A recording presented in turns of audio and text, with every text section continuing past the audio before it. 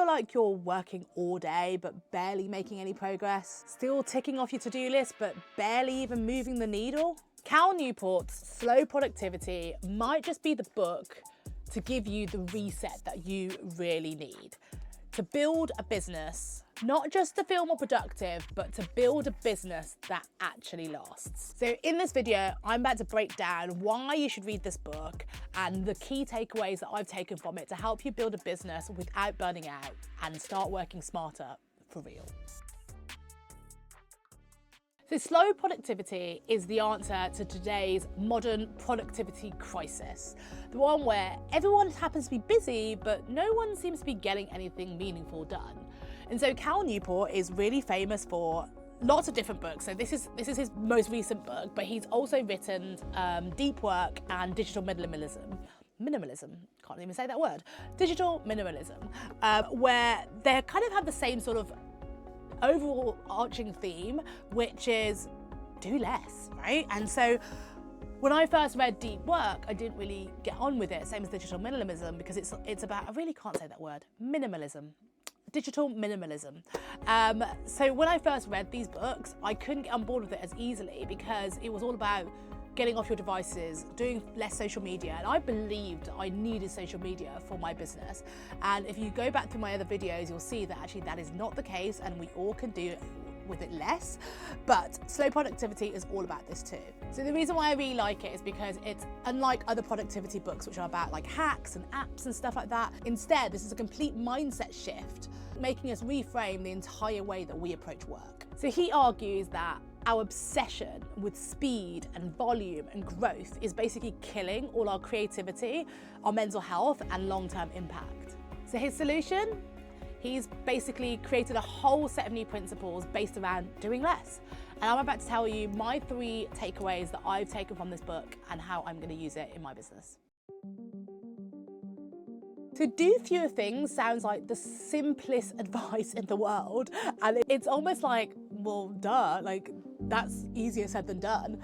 And especially when we're in a world where we've got 100 tabs open, we're juggling 10 projects.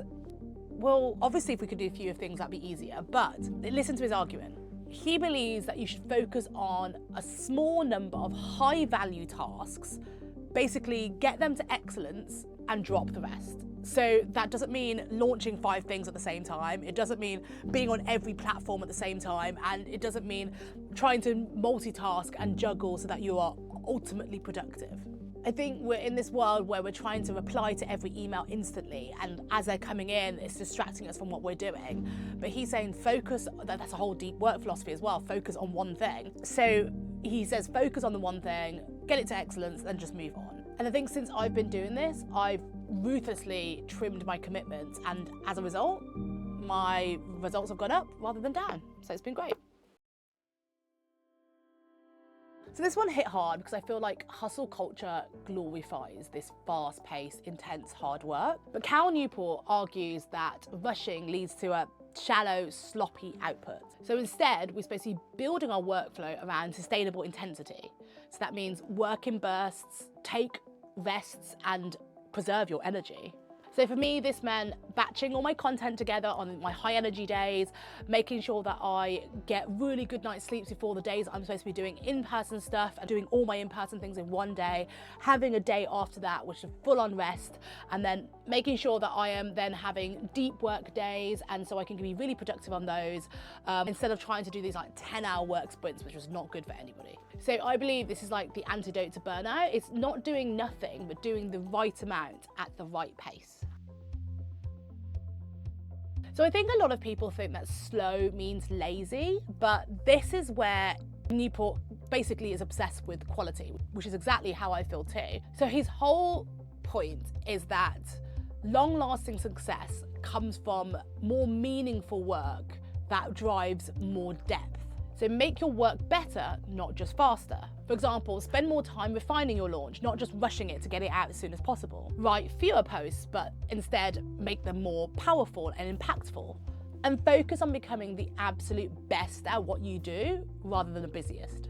This completely aligns with the networking strategy that I'm talking about, where I am basically concentrating on deeper, more meaningful connections, fewer but better quality. So who do I think this book is for?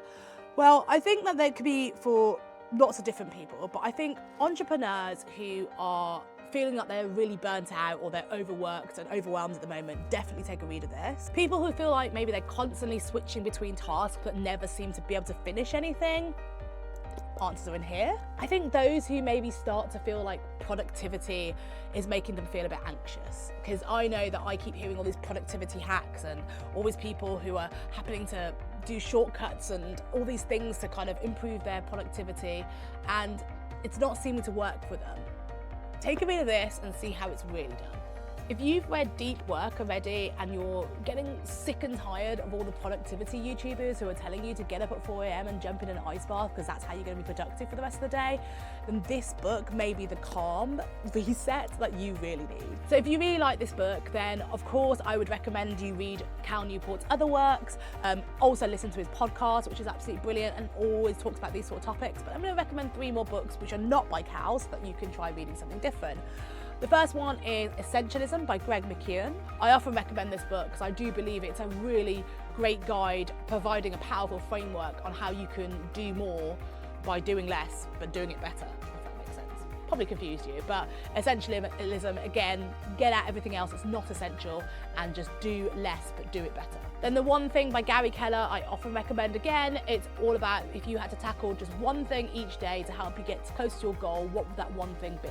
So again, it helps you shut out the noise, focus on your goal. What is the one thing to help you get there? Definitely recommend that book in terms of productivity. And then the last one I'm recommending is 4,000 Hours by Oliver Burkeman, which is really eye-opening and grounding, telling us the reality that time is finite and actually it's important that you do the things that matter, not just try to do the most things. And actually, I picked it because Oliver Burkeman is the one who actually wrote a little review at the front of this book as well. And I think they kind of talk on things together and they often feature on each other's podcasts and stuff like that. So definitely recommend that book if you like this one. So just like Cal Newport's other books, it drills down pretty much the same theme. It's that we are doing too much. We are distracted by so many things in the world, especially digitally. And this is a way of just slowing things down, doing less, but actually by doing less, you actually achieve more. So as I said, I would definitely recommend listening to his podcast, reading his other books if you like this. And ironically, I actually think the book was a really quick read,